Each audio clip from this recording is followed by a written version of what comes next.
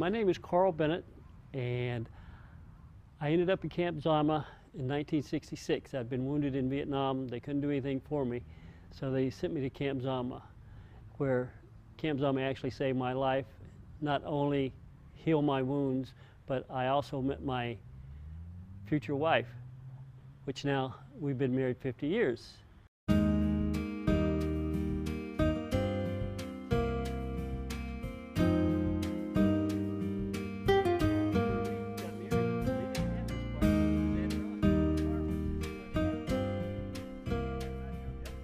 When I came to Camp Zama, once I got out of the hospital, I was in a personnel outfit. They called it transit because we were waiting orders to go back to the States. Well, because you're in such a limbo state, they don't have a whole lot for you to do except daily details and stuff. And so I joined the local softball team, the personnel center softball team. And when my orders came down, I had met my future wife. And fortunately for me, the commanding officer of the personnel center team was into softball. And we were having a winning season. And I only had about 90 days left on my tour duty. And he said, how would you like to spend those 90 days here at Camp Zama? And like I said, I'd met my lovely wife. Her name at the time was Lynn. And now it's Lynette Bennett. People will kid her about that. But and I told the old man, let me think about it. Yeah, I'll stay. So that's how I ended up at Camp Zama. Spent 2 years here. Loved every minute of it. And it's the dearest place in my heart. This was the movie theater, and this is where we had our first date. She and her girlfriend were pushing their bikes down. They both had flat tires on them. And I just got out of the hospital, and a buddy of mine and I were sitting up on the hill, just taking in the cherry blossom times, I think. And she comes in, she's come back out with a pump.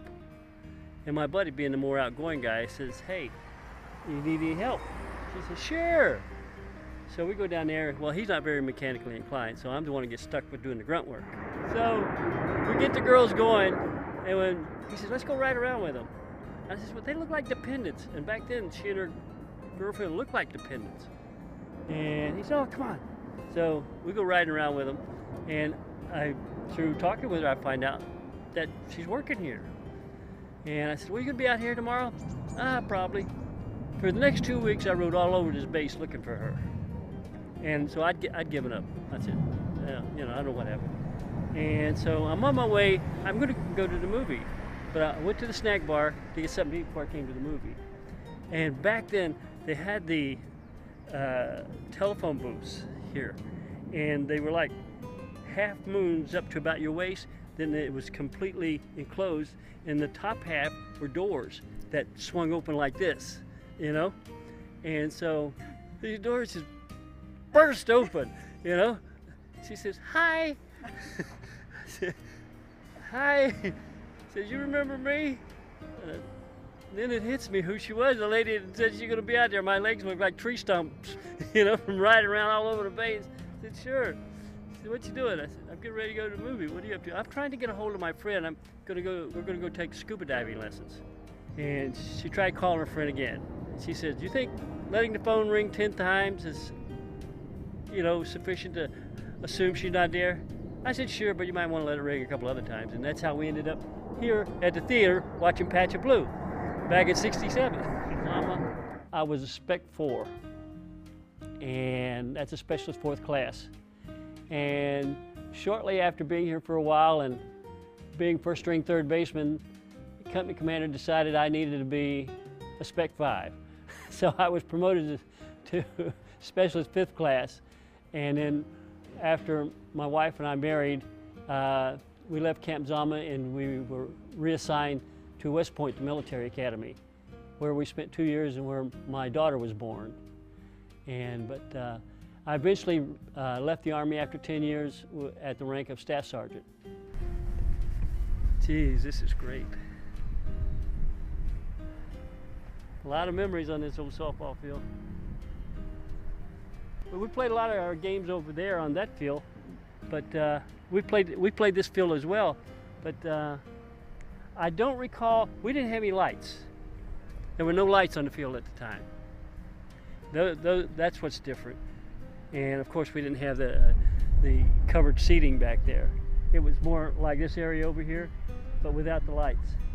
Before, I remember this was a service club back in 1966 and 67 when we were here. And this is one of the other gathering places in addition to the movie theater. And guys, this was kind of the first taste of home that we were getting when we came back. You know, because we saw people here that, you know, really cared about us and was interested in our well-being.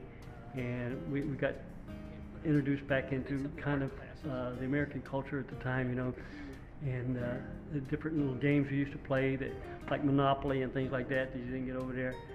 And just, it was little pieces of home. That's what Camp Zama did for us vets, when the ones that were wounded and were here.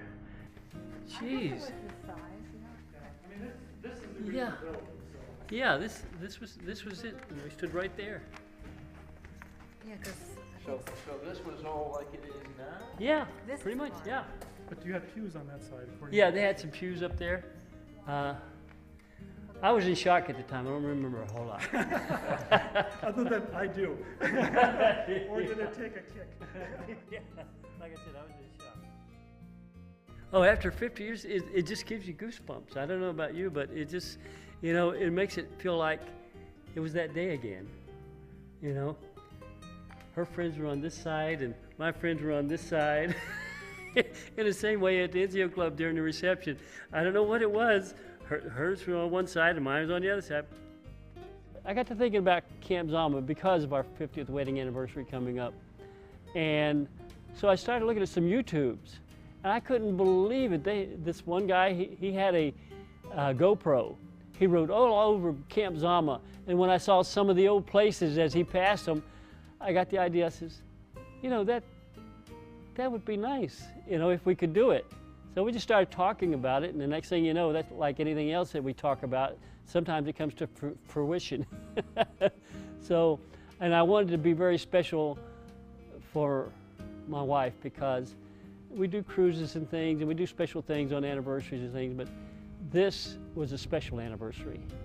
And we just felt that Camp Zama was the place to be on our 50th wedding anniversary. Matter of fact, babe, let's go down to the bottom of the hill where we met 50 years ago. Yeah, it was about right here. on the road. And I'd like to do something that I should have done 50 years ago. Replace the... What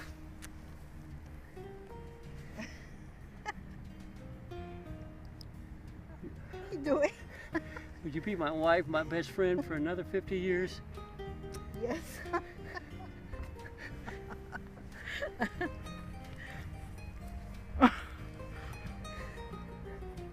I thought we were going to get married. My first ring, the stone fell out, and we were going to, for the golden anniversary, we were going to get matching gold bands this year. What happened to that? Well, I just wanted to not pass up the opportunity like I did 50 years ago. How do you feel?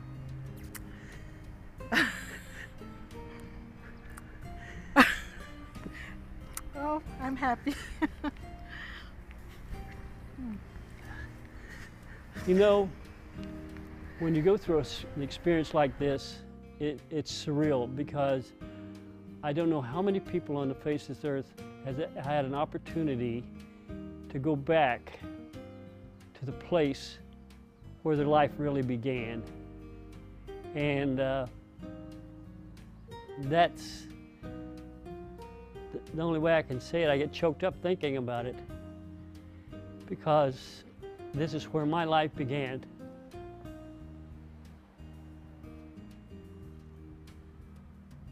And I wouldn't change anything in the world about it, including getting wounded.